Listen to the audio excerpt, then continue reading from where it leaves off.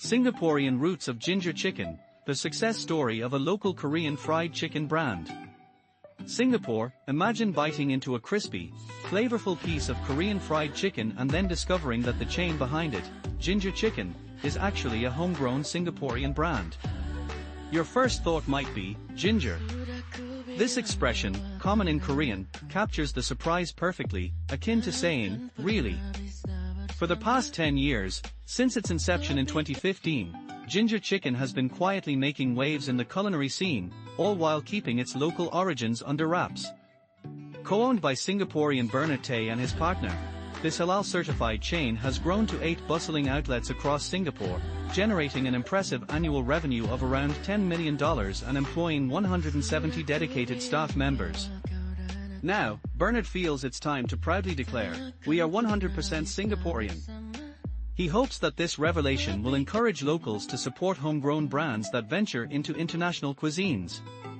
Jinjja Chicken has expanded beyond Singapore, with 3 franchise outlets in Medan, Indonesia, 2 in Kuala Lumpur, Malaysia, and 1 in Brunei, with plans for another opening soon.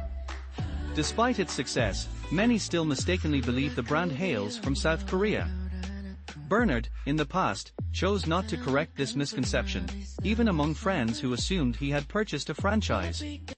Reflecting on his journey, Bernard recalls the skepticism he faced when he decided to sell Korean fried chicken instead of local favorites like chicken rice. There's a prevailing belief that only South Koreans can master the art of Korean fried chicken, a stigma that made him hesitant to reveal his identity as the owner.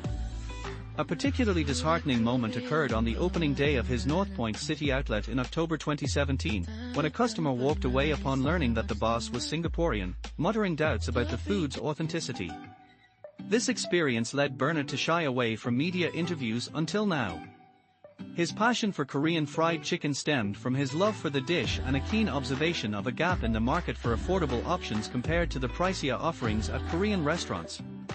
At 36, with 8 years of experience in his family's food business, Molly's Nonya Coos, Bernard took a leap of faith. He left the family business, secured a $250,000 bank loan, and invested over $100,000 of his savings to launch Jinjja Chicken's first outlet in Bugis Village in October 2015. He also sought halal certification to attract a broader customer base. Everything was at stake.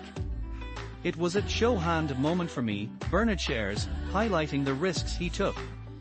At that time, he and his wife, a homemaker, were raising 2 young daughters.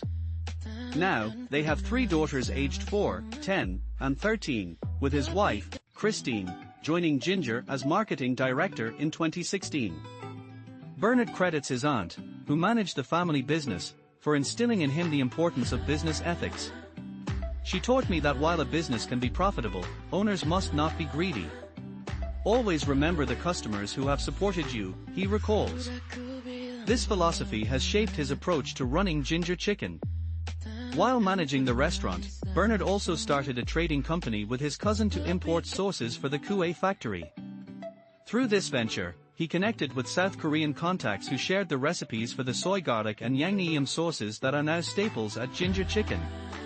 With no culinary background, Bernard rolled up his sleeves and worked tirelessly in the kitchen, from peeling vegetables to washing dishes, often putting in 14-hour shifts without a day off. However, the early days were tough. The first 3 months saw poor business, and by December, he was left with just $6,000 in the corporate account after covering rent and staff wages. Feeling ashamed, he even allowed his managers to take money from the till to cover their salaries. As debts piled up, he faced the possibility of selling their 3-room HDB flat to settle mounting bills. But just when things seemed bleak, a bloggers post about Jinjja Chicken on December 23 sparked a surge in customers, leading to long queues on Christmas Eve. This newfound popularity helped stabilize the business, which eventually broke even within 2 years, giving Bernard the confidence to open a second outlet at Clementi Mall. Despite challenges, including a sharp rental increase that forced him to close the Clementi outlet in June 2024, Jinjja Chicken continued to thrive.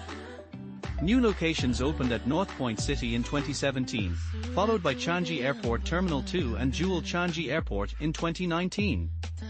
In 2019, Bernard received